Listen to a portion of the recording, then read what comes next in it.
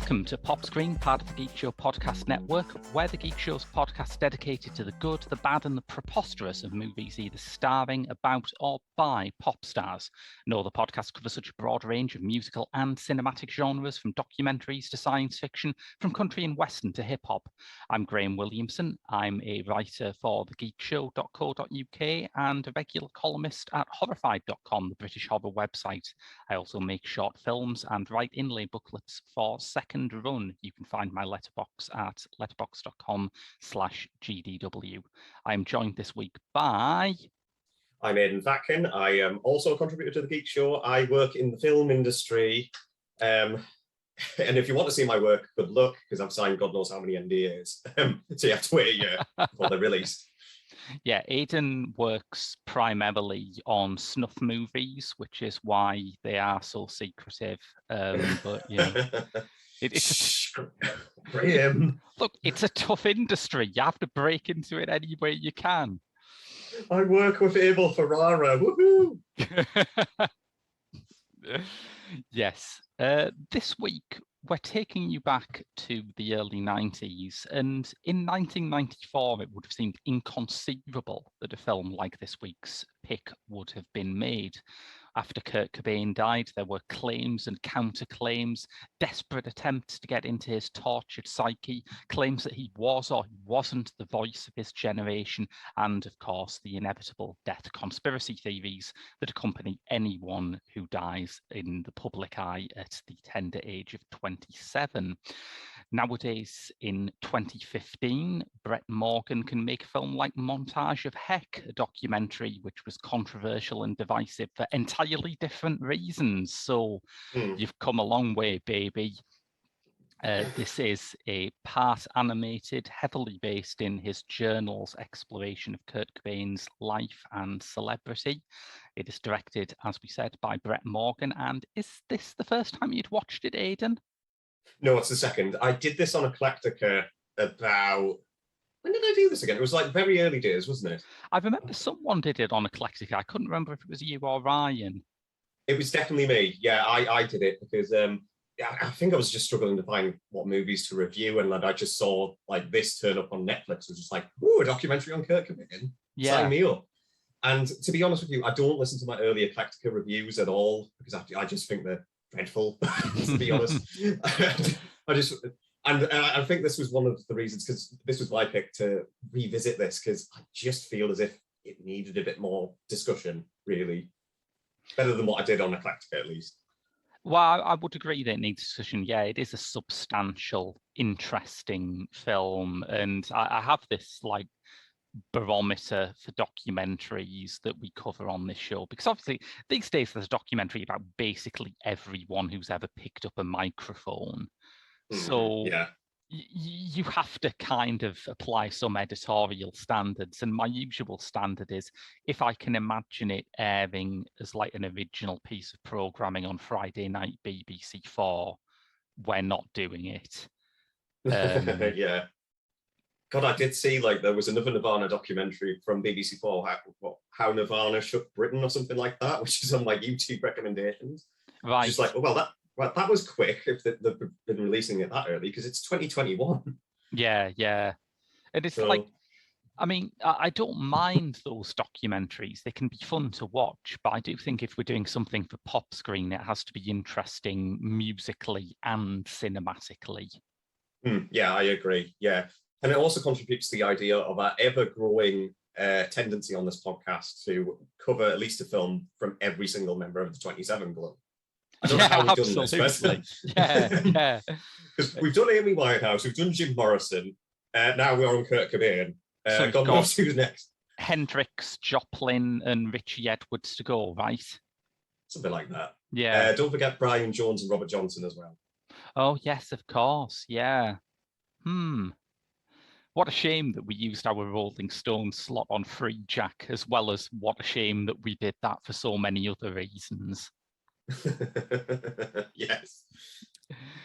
Yeah. So you said that you watched this because you were excited to see a documentary about Kurt Cobain. So I take it you're a Nirvana fan, right? I'm a heavy Nirvana fan, yeah. I've been in a Nirvana mood ever since I'd say my early teenage years, like a lot of people, because I discovered them, I think, pretty much after, because during my early teenage years, it was dominated by a lot of things like anti-establishment, because a lot of kids in the classroom would talk about the latest Cheryl Cole single or the latest, pop release, like Katy Perry and Lady Gaga and things like that. It was a dark time for music. I think we agree on that. Yeah. I was exactly the opposite, because my friend, I think, got me into AC/DC at the time, which was the very first rock group that I got into. And that led me into like alternative rock. And eventually, I think my dad gave me a CD copy of Nevermind. Yeah. Of course, iconic album as it is. And pretty much since then, it's just like changed my musical landscape ever since. So yeah, I am a heavy Nirvana fan. Thank you for asking. That's exciting, because I mean, part of the hoopla about the 30th anniversary of Nevermind's release for me is remembering that I was 8 years old when this album was released, and I think that's why for a long time I didn't get into Nirvana, because Nevermind's a bit tough for an 8-year-old. It's not. Yeah. So like my first reaction after I'd greatly enjoyed the sort of acid house invasion of the charts when I was a kid, because of course when you're a kid you don't pick up on the drug influences. You're just like, hey, everything's really bouncy and energetic and fun, I like this. And then it's like this depressed American heroin addict in flannels like grunting into a microphone. You think, what is this shit? So I got into Nirvana much later, and for that reason I don't think I could ever call myself a heavy Nirvana fan, but every time I hear them I enjoy them. I don't think there's any sort of lasting ill feeling from my 8-year-old snap judgment. Yeah, I agree. So this documentary is quite an odd watch for me, because like I said in the introduction, I remember vaguely when Kurt Cobain died, and I remember how he was talked about back then, and it's just incredible to think that you can have a documentary that opens the archives like this at a time when, as soon as he died, he belonged to myth, was my memory of it. Everyone was talking about him as a symbol of America's tortured youth and a symbol of Generation X. And to get something that felt like it got to the man would have been quite impossible in that environment. Yeah, I mean, because when you look at Kurt Cobain's image, I mean, obviously talk of him as like a spokesperson for Generation X.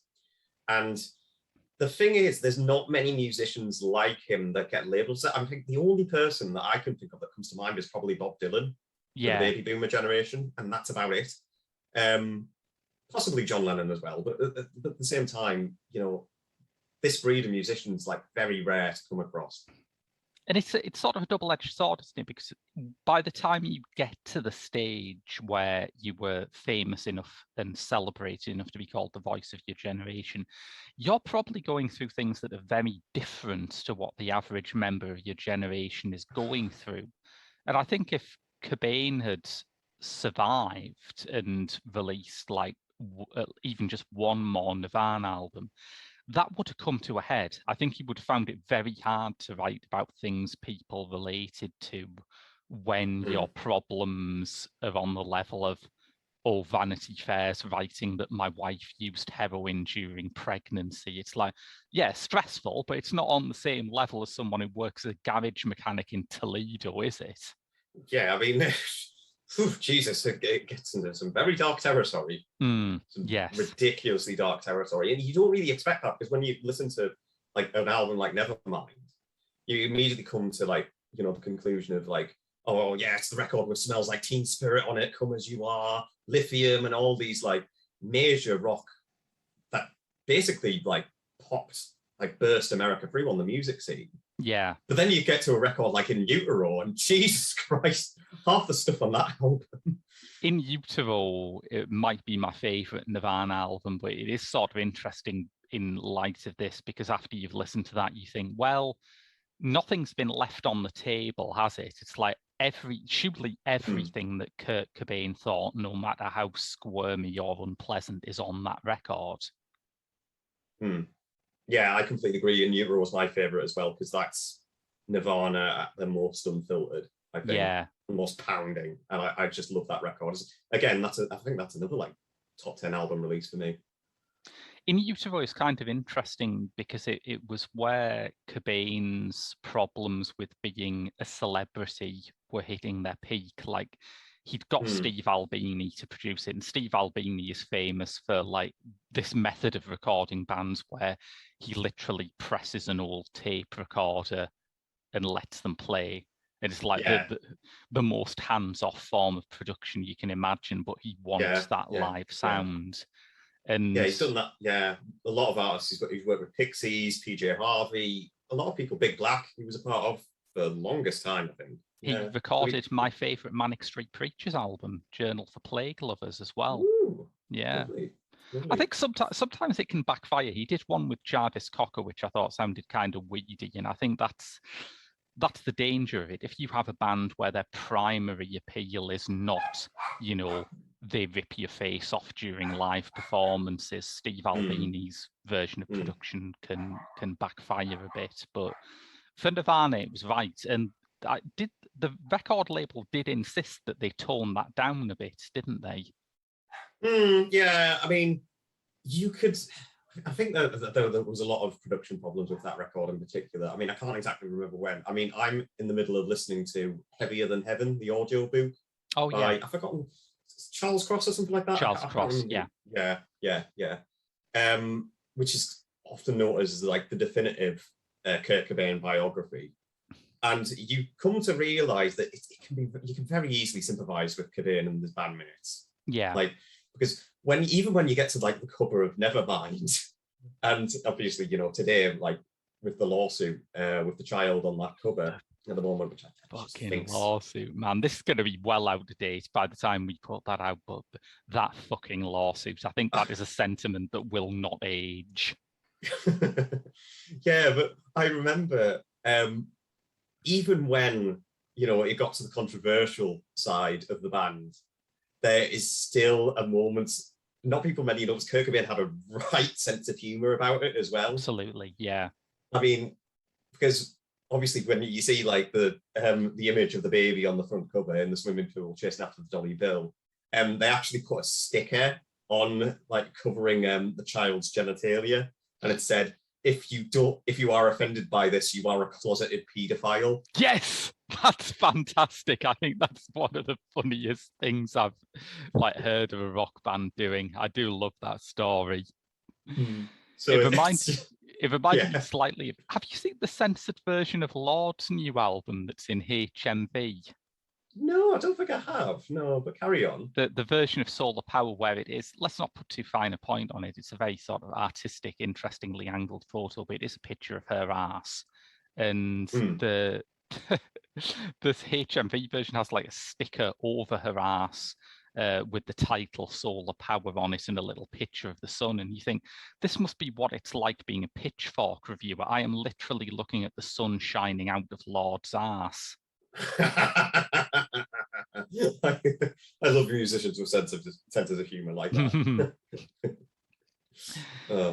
But yeah, I'm glad you brought up Heavier Than Heaven, because that came out in the early noughties, I want to say. Yeah, roundabout, yeah.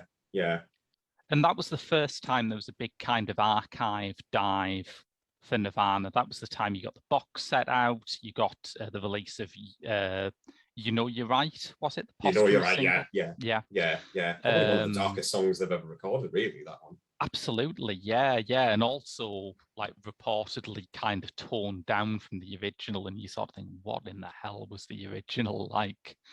Yeah. But that was also the time when you got the journals released, and the journals are really the primary source for Montage of Heck, aren't they? Yeah, because you can't really tell in this film whether, Kurt Cobain is fictionalizing these entries or whether or not they actually are true. I mean, I presume they are, but there's the whole story of, I believe, in the animated sequence, I think it's like one of the first we've seen where, Kurt Cobain, to have his first sexual experience with a woman, he goes to see this girl with like learning disabilities or something like that. Like, it's never clarified, because all of his friends just call her like slurs. There isn't much of a diagnosis there. Yeah. Yeah, yeah. And for the hardest time, it can be hard to accept whether or not you're watching actually happened or not, or whether like Cobain's like exploring his psyche a little bit in that segment. So Yeah, you do because wonder about that. Yeah. there is a lot of fictionalized stuff. There is a lot of scenes of comic books that he drew. I know that some of his associates from his time in Aberdeen, not that one, have Yeah. said the story about the disabled girl isn't true, but maybe it isn't. But you also kind of think if that was a story about your childhood, you would deny the fuck out of it. So I don't know really. Yeah, I think it's a tricky subject, but at the same time, it does, you do get an insight into his mind a lot at that Mm. time, how his working process it that way. And, you can appreciate stuff like that. Yeah. And I think Brett Morgan has an understanding of what the value of this material is. It's not just a sort of a prod around, the gravestones. He understands that when you are looking through this material, you are looking for stuff that is influential on Nirvana, on the finished art, right? Yeah. I mean, there's a lovely moment where he's talking about Cobain's lifelong gastric problems, which were really serious and were a big part of why he got onto heroin, because the proper medication he was given just wasn't like stopping this pain that he had all the time. Yeah. But it has a segment about that in his early life. And over it plays a sort of demo version of the riff from Heart-Shaped Box. And I thought that was just a lovely idea, because what you are watching, of course, is the origin of Heart-Shaped Box. All of the visceral, kind of painful, gory, revolted imagery in Heart-Shaped Box is rooted in this medical problem that Cobain had. Yeah. Yeah. I mean, and a lot of it's related to that. I mean, there's the whole segment. I mean, like a stereotypical documentary, like BBC Four documentary, will explore like the making of like the music video for Smells Like Teen Spirit, for example. Yeah. And in here, it's much different. There's not a single interview over that segment during that whole scene. It's played like in less like sort of dreamlike is, you can get to see like the behind the scenes with the directors and the camera operators and the lighting technicians, etc. See Cobain like flubbing his lines and things like that. And at the same time, you have like this haunting, like choir-like version of "Smells Like Teen Spirit" over the backtrack as well. Yeah. And segments like that, I'd much prefer, because you get like a sense of like, I don't know, really like interesting imagery that like like I said, like a stereotypical documentary would just discuss rather than show. Yeah. No, I think that's true. I think all of those segments where they arrange the songs for choirs or orchestras, which I think is like, could have been a really pompous idea on paper, but they all work really well in practice. I think they're done very tastefully. Yeah. You can definitely tell that Morgan knows how to approach this material. I mean, you're not expecting like a heavy, disgusted like guitar riff over like Heart-Shaped Box or something like that. It's done like very gracefully and very patiently, and I respect that. Yeah. I think he has fun with some of it too. I mean, it's telling that one of the songs that he plays at length is Molly's Lips, which is like very hard to fit into any version of the Kurt Cobain story that's just constant trauma and a path towards death, because it's a really fun, energetic blast of a song. But he plays that almost in full, as if he's saying, look, this is also a part of what Nirvana did. It isn't all something in the way. Yeah, I mean, there's also, I think my favorite segment of that being used is even, because, again, going back to the thing, you would expect like Smells Like Teen Spirit, played at length in full. But at the very end, we have the MTV performance and the last song that they performed on that set, which was a cover of, was it Lead Belly's Where Did You Sleep Last Night? It is, yes. Yeah. Which firstly, I think is just a terrific cover version in of itself. Yeah. And that's how the film ends, when obviously Cobain's like at the end of his tether. Yeah. As well. I think that's just like a very tastefully done segment that just caps off his life story in a very, again, respectful and diverse way, really. Because it allows him to end on a triumph, doesn't it? It's like everyone who watches this film, even if they're not a Nirvana fan, knows how it's going to end. It ended in a way that everyone paid attention to. But I like that it gave him the dignity of having the very last thing we see of him being this absolutely spellbinding performance that reminds you of absolutely how good his band were. Yeah, completely agree. Yeah. And I think there's also part of it where Cobain often downplayed the sort of capital S significance of his band. It was important to him, but when people were writing that voice of his generation stuff, he found that a bit embarrassing. And was it in the liner notes to Incesticide? He said, look, I'd be the first person to admit that we're basically the 90s version of Cheap Trick or The Knack. Yeah. He loved The Knack as well. I remember that there's like there was a mixtape that he used an awful lot, and it had like My Sharona on it. I repeat, and everything from My Sharona by The Knack to like Black Flag. And it's just like, bloody hell, this is a completely random mixtape. Yes. Yeah, it's I mean, it is a dark film. It has some very troubling bits in it, but I think Morgan does rightly cling on to the bits where you realize that Nirvana were a band who made really catchy songs that were great live, and they did some other stuff, but that was a vital part of why they were big. He's even got like the bit with the handwritten lyrics to Lithium, and there's a little animated bouncy ball that goes over them while the song plays. Yeah. You would struggle to do that with radio-friendly unit shifter, I think, but for Lithium, it's just right. Or Rape Me or something like that. Bloody hell, it's just everyone, let's sing along to the anti-rape song. Kurt Cobain wants me to rape him, even though it's like the most misunderstood Nirvana song ever.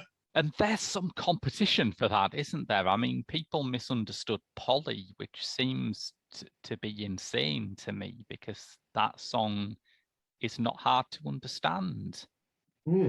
Yeah, just a bit of backstory on Polly. Polly, in background context, that was written about I think like 16-year-old girl who got raped at a concert horrifically. And again, that's another contender for like one of the darkest Nirvana songs as well. It was just like, how many of these do you have, Kurt? Bob Dylan was who we mentioned before, of course, was a big fan of Polly. He said that was the song that made him realize Kurt Cobain was a real songwriter. Yeah. And even if like people have slammed against him saying, no, he's not much of a guitar player, like, well, I'm not expecting him to be Kurt Hammett or anything like that, because there's still like an identity to his guitar playing that I really do like. I mean, like with the like going back to In Utero, with the distortion, with the feedback, with the droning, like cacophony of guitar swirls you find on that record, you can definitely tell that he is inventive and creative with that stuff as well. And that goes back, I think, to part of his problems with fame, because grunge and that whole kind of countercultural scene in early 90s America is about a suspicion of things being too professional, too corporate. There's a lovely little sort of running narrative here in their Rolling Stones covers, where the first time they're on the cover of Rolling Stone, they're dressed in the way you would expect, but Kurt is wearing a t-shirt saying something like "corporate magazines suck." Yeah. But when they're on the cover for In Utero, they're all in pinstripe suits, and it's a very obvious joke saying, look, we're part of a big corporation now. If this album doesn't sell, shareholders will lose value. I love that there's a brief interview, like I think it's like for MTV or something, like shortly after the release of, like, I don't know whether it was In Utero or never mind, but Kurt Cobain obviously is wearing sunglasses, but he's also dressed in like Queen Elizabeth I as well. Did you notice this? It's just like, wait, hang on.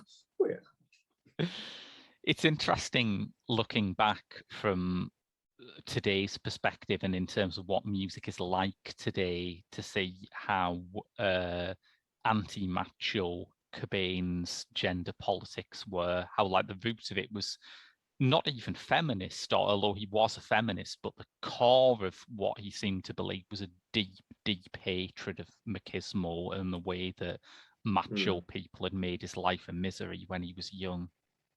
Yeah, because I mean, and that's heavily explored in like the early part of this, because you can tell that Morgan understands this, through and through. I mean, I think the first time we see his father, I think it's Don Cobain as well, who's like basically like this 20-odd-year-old, at the time we first see him at least, this 20-year-old like car mechanic with glasses who got married very quick, had Kurt like pretty quickly. Kurt quickly followed as well, followed by his sister. And and Kurt, I think, displayed that sentimentality and just ideology that his like the hatred of his father's attitude towards women. I mean, if you listen to the song like Being a Son, that's obviously about which I also think is from Incesticide as well. That's obviously about like a father's disapproval of how his daughter should have been a son. Yeah. Yeah. So, and I think that's why I attached to him so much, because I'm come from a very similar background, because I can't stand machoism as well when it's done wrong and done like very distastefully, because all these women, they can't sing rock music, or they can't be understood, and blah blah blah blah blah, and etc. etc. And I just prefer that when it's done like really white. And Kabir knew how to do that. And it's interesting in terms of that genre, because if you are, back in the late 80s when Nirvana started out, if you were a woman and you liked hard rock music, if you liked the way it sounded, you would just have to listen to a lot of really appalling sexist shit to get that sound, because that's just what hard rock was. Hard rock was like men singing about groupies, that's it. So Nirvana were like as revolutionary in their gender politics as someone like Lil Nas X is today.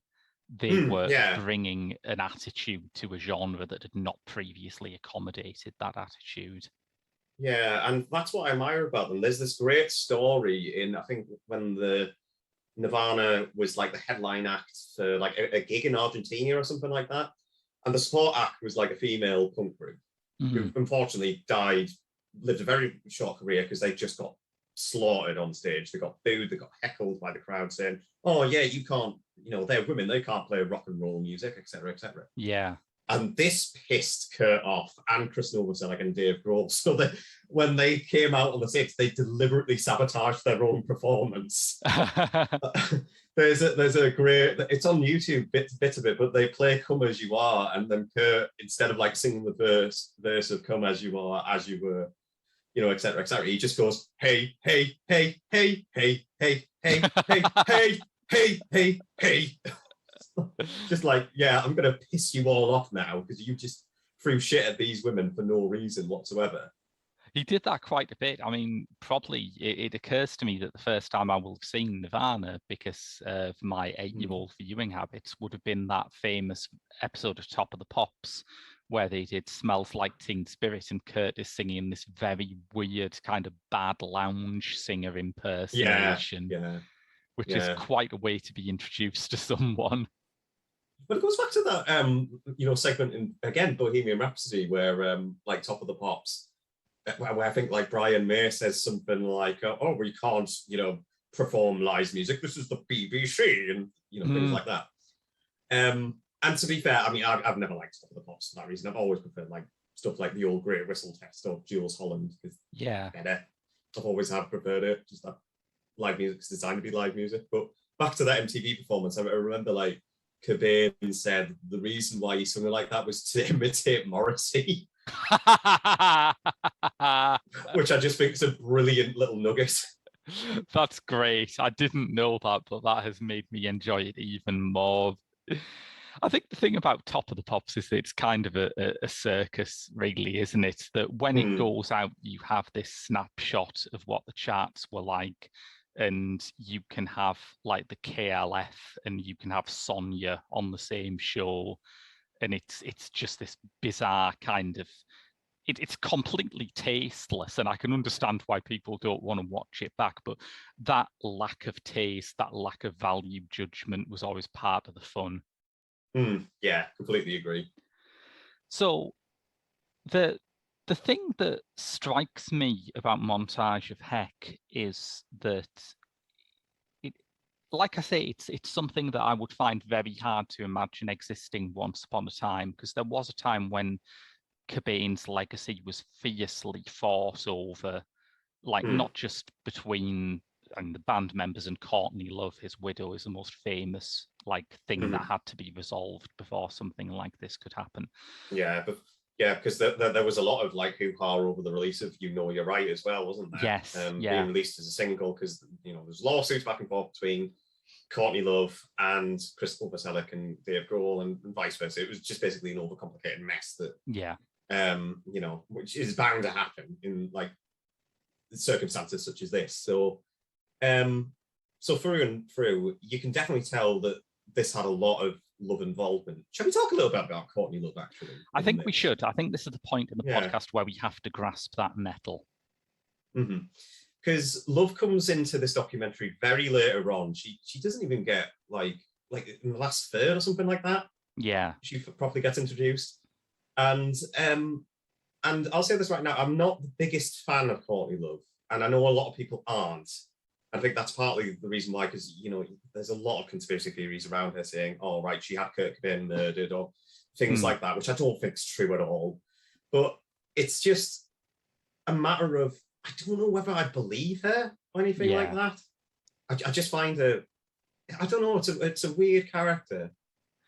I think when you look at the reaction Courtney Love got at the time, you're really dealing with two things. And one of them is just plain sexism. One of them is that attitude that whenever a band split up, or, in this case, a band split up in tragic circumstances, the girlfriend must always be to blame. And that goes back to the Beatles, and I've got no time for it. But yeah, it goes back to Yoko Ono, doesn't it? Yeah. The other thing, though, is that I think in a scene like grunge, anyone like Courtney Love would be the subject of suspicion, because she was like nakedly ambitious. She was there were probably many people in grunge in retrospect who were in it because they wanted to be famous, but she was the only one who was gauche enough to say, yeah, I want a Grammy. I want an Oscar. I want to be friends with all the biggest rock stars in the world. Yeah. And that was so antithetical to the way that the scene was set up. And there was a time when I hated it. I never believed any of the conspiracy theories, but there was a time in the late 90s where she was like nakedly going for a more commercial rock sound, and she would send out huge lists to interviewers of all the topics that they couldn't cover, and there would be threats, both legal and violent, made to journalists who wouldn't comply. And I found her a real tyrant. But that phase in her career ended, and it ended because she is ultimately a very tragic figure. She was never stable enough to maintain that. And you can certainly see that in the segments here, the home video footage of her and Kirk together, and of eventually Frances being Cobain, their daughter. And some of those are, it's completely like weird out of your mind. Courtney Love's flashing her boobs all the time. In a whole like movie, which I thought is really telling. It's like I can understand getting attention by flashing your boobs, like in the middle of a sports stadium, but doing it in a home movie is like, I'm pretty sure that everyone there has already seen your boobs, Courtney. Yeah, I know. It's just like, it's very strange, but at the same time, they're very intimate scenes. I mean, you get this whole segment of, I believe, like Courtney Love, like reading this letter of like, I can't remember what it is. It's like some Rolling Stone article where they're getting a lot of flack again. Yeah. And then the camera just moves over to Kurt, who's dressed in a dress, has a mustache, and like painfully imitating it at the same time. Yes. Which I think's great. And even then, like the segments with Frances, it's just so heartfelt as well at the same time, in the most darkest, messed up way. You do get a sense that they are an item together, and you can't take that away from them. I think that in many ways, the most affecting bit is where you hear Cobain singing the Beatles song, and I Love Her, to Courtney. And you think, they did love each other. And I mean, the problems they had were not because Courtney Love was secretly plotting to murder him. It's because when you have a couple who are drawn together by a mutual interest in heroin, that's going to turn into a bit of a mess, I think. Yeah, I mean, yeah, like I said, I really do enjoy like the home video segments in this film as well, because they're done very special. Again, like it goes back to when we covered Amy as well. Yeah. How Asif Kapadia was using that. Morgan's doing it in a slightly different fashion. I mean, you can definitely tell that this isn't really like Kapadia influence. Yeah. I mean, it might be a bit, but at the same time, there's enough material here where he puts his own spin on it, where it makes it different. I think one of the big differences in it when you look at something like Amy is that Amy is trying to take you backstage, essentially. It's trying to take you into the world, that Amy Winehouse lived in from day to day. And there's a bit of that in Montage of Heck. As you say, the Courtney Love segment of the film goes into that area. But I think the main mission of it is to take you inside his imagination, which is very different. Yeah, because very early, like again, you see all these animated segments of like his drawings and his like Disturbed sketches coming to life, the lyric sheets, like, against the bouncing ball, against lithium, things like that. I like that. I like that an awful lot because it gets you to explore his mind and energy. And I think that's what, when I first watched it, I grew attached to it as well. Yeah. And it also, I mean, you could argue that Cobain was part of that first really media-saturated generation, the first generation to grow up with like rock and roll and television and radio being an integrated part of their lives. And I like that when it's trying to establish the world he grew up in, it doesn't show clips of home movies of him and his dad or whatever. It shows a bit of that, but it also shows a bit of that. But it also shows clips from the Twilight Zone episode, It's a Good Life. It shows clips from Design for Dreaming and like 50s monster movies. And I'm certain there's a clip in there from like, I don't know whether it's Haxon or the Phantom Carriage. It's just like, yeah, let's just throw in a clip from like Swedish silent movie, like from Victor Sjöström or Benjamin Christiansen. It's just like, it reminds me actually a little bit of when Julian Temple experiments with his documentary storytelling as well, where he has like, say something like Oil City Confidential, where he uses like all these different clips from like, say, or The Ecstasy of Wilco Johnson, where he uses like clips from say like A Matter of Life and Death by Powell and Pressburger, just to illustrate this point of life or death. Very similar fashion, I find. Yeah. And I do like that stuff a lot.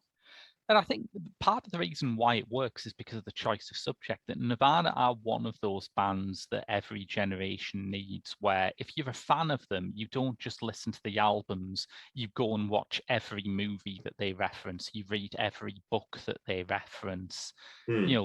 There is a whole song on, I think it is one in Utero, isn't it? Scentless Apprentice, which is just retelling the story of Patrick Susskind's novel Perfume. Oh, yes. Yeah, I forgot about that. Yeah.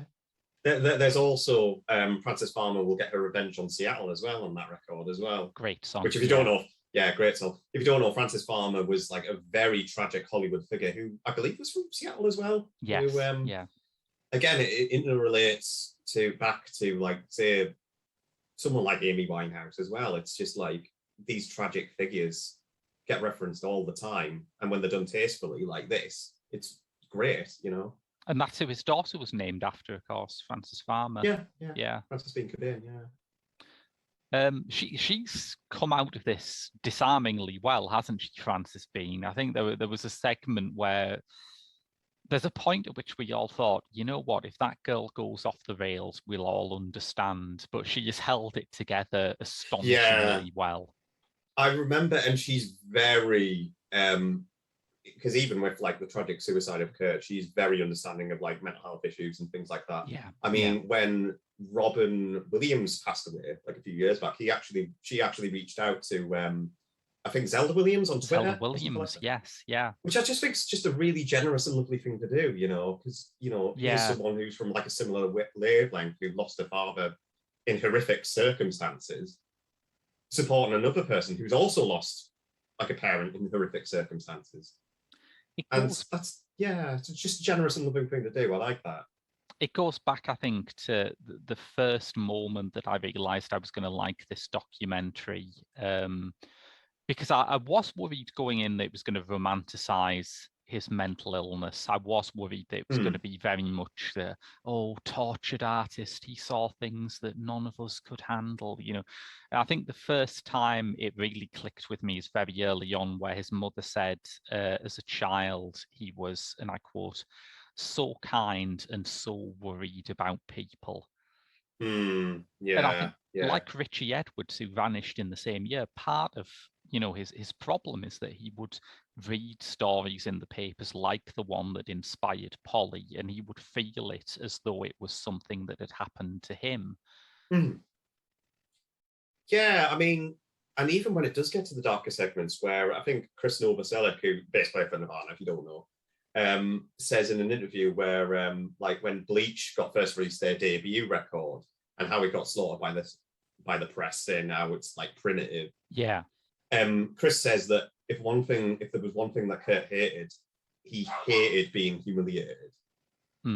Yeah. And and that's quite revealing when it's also paired against like someone who's also like very concerned about women, who's very concerned about mental health, who knows that he's going down this very rooted dark path and it's only going to end in chaos and turmoil. There's still light, beacons of light in here that, again, it goes back to like the stuff with the whole footage of like Kurt and Courtney together, things like that. So Yeah. you do find like this newfound respect for the guy after watching this. Has Dave Grohl ever revealed why he's not present in the interviews for this? I think it's because it was more like a last minute thing. Grohl was interviewed for it. But for some reason, I think Morgan left it on the cutting room floor because there was just enough material that he found, through it. But I think I remember reading an interview that Dave Grohl did actually manage to catch a bit of it on, like, say, like HBO, because this is a HBO film as well. And he just said, look, I just can't watch this because it's just like I can't remember if it was like, say, too painful for me or too, which is understanding enough. Yeah, completely makes sense. Yeah. So it's something along those lines. Again, I'm paraphrasing here. I don't know the full backstory, but it's something along that. So I think it got past my defenses a bit because, like I say, I remember when that first trawl through the Nirvana archives started, with the journals and with the box sets, and I just felt that was less than a decade after he died, and I just felt so uncomfortable about it. I was very much in the mindset of, have you heard the story about Mark Everett from the band Eagles when he was asked to provide a cover quote for Kurt Cobain's journals? Right, yeah. And he saw it and he thought it was like horrifying, that it was so voyeuristic, and he hated the idea of someone doing it. So his quote for the cover, which they did not use for some reason, was, "I hope no one does this to me when I kill myself." And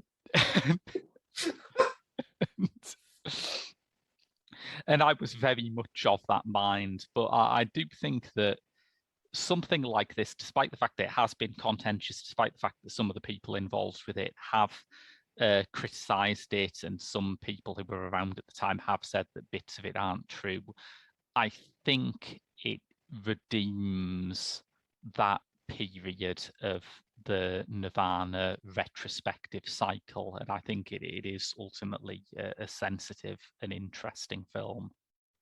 I completely agree. I think watching this a second time, I've come to appreciate. Again, I've always been a Nirvana fan, but I love like the guy even more because he may be a voice of his generation, and of course, it's not just him in that band as well. There's Chris Novoselic, there's Dave Grohl, you have Pat Smear, who joined, like, again, who would go on to form Foo Fighters together with him and Dave Grohl. There's just like this energy with the performance that, look, many of you are not going to like this, but the few of you who do, it's just going to be a matter of like time and energy. And I think there's a lot of patience and virtue with that band in particular. I think it is one of those things where, you look back at it and you're surprised that something that extreme got on the radio. And maybe every generation has things like this, and it's only possible to realize it once you're like way past it. I think we will look back at music now and listen to sort of stuff like Lana Del Rey or Billie Eilish and think, wow, something so like low key and intimate got on the radio. But now it's just like it's what surrounds you. You know, it's hard to pick that out.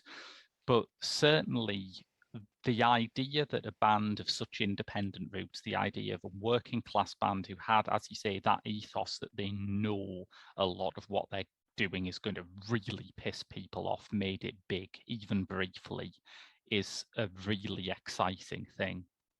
Yeah, very flash in the pan kind of moment, and it paid off incredibly well. Yeah. And also, I think the like testament to Nirvana is, even though there were some other bands who were involved with grunge or who were peripheral to grunge who were very, very good, man, did his death let the air out of the balloon of that scene. It did, yeah. And it's a shame because, as I say, there were some sort of terrific bands involved with it, and but it's like, I just remember after his death, any band who started out and who had that kind of grungy sound would immediately get a roasting in the press. Like, it was like, oh, look who's come to take the crown. And, some of it was bad. I think Little Pink Stars by Radish is a pretty good song, but they were absolutely roasted as Nirvana copyists and never went anywhere. Yeah. I think the only other grunge band that I love, I mean, I like Pearl Jam, the early stuff. I don't really listen to the later stuff anymore because they went a bit too mainstream for my liking, but I still like the early stuff. I think the only other grunge band that I can properly say that I love is probably Soundgarden. Yeah, Soundgarden had some very good songs, didn't they? Yeah. And again, similar to Cobain, Chris Cornell, Jesus Christ, when he died, I mean, I was really upset. Yeah. I think I can tie this up because it's just struck me that there are some sort of grunge adjacent bands who I love. I guess Pavement were part of that era, but were not really a grunge band. I do adore Pavement, but I guess the grunge band that I love the most, and what a way to tie this up this is Hole. I didn't mention this at the start of the podcast because some people would have turned off straight away, but I think Live Through This is a fucking great album. So is Pretty on the Inside. And I think that there is a part of me with whatever bullshit Courtney Love pulled after that, she will always be in credit based on those two albums. Yeah. One final note to end on, and this is probably one of my favourite Kurt Cobain quotes. He got interviewed, I can't remember what it was some Canadian broadcast television, and he was discussing about lawsuits regarding like Nevermind and all the shit that he endured because of it. I said, well, we were supposed to hire a lawyer, but instead we decided to hire a hitman instead. And then the interviewer just said, what? And then he just went, nothing. See, the danger is if Courtney Love said that, you would not know if she was joking. Yes, exactly. Yeah, that is a great note to end on. Listeners, if you enjoyed this podcast, you can donate to our Patreon at www.patreon.com/thegeekshow, where you get our other movie podcast directors lottery, my Doctor Who reviews, and a bonus episode of Pop Screen every month. And I think we will be doing another Nirvana themed episode, so there'll be more on that in that vein. Yeah. I'll leave it there, but it will probably involve like some British documentarian. Wink, wink. Possibly, yes. A balding man with a cassette recorder and a boom mic. And a boom mic. Oh, I know who it is. It's Louis Ferrigno. Oh no, wait, we've done an episode of him already. Oh dear. But yes, please do donate to our Patreon, or just tell your friends if you enjoyed it. Give us a review wherever you found this podcast. But until then, that's been your lot from Pop Screen. I've been Graham. And I've been Aidan. And we'll be back next week.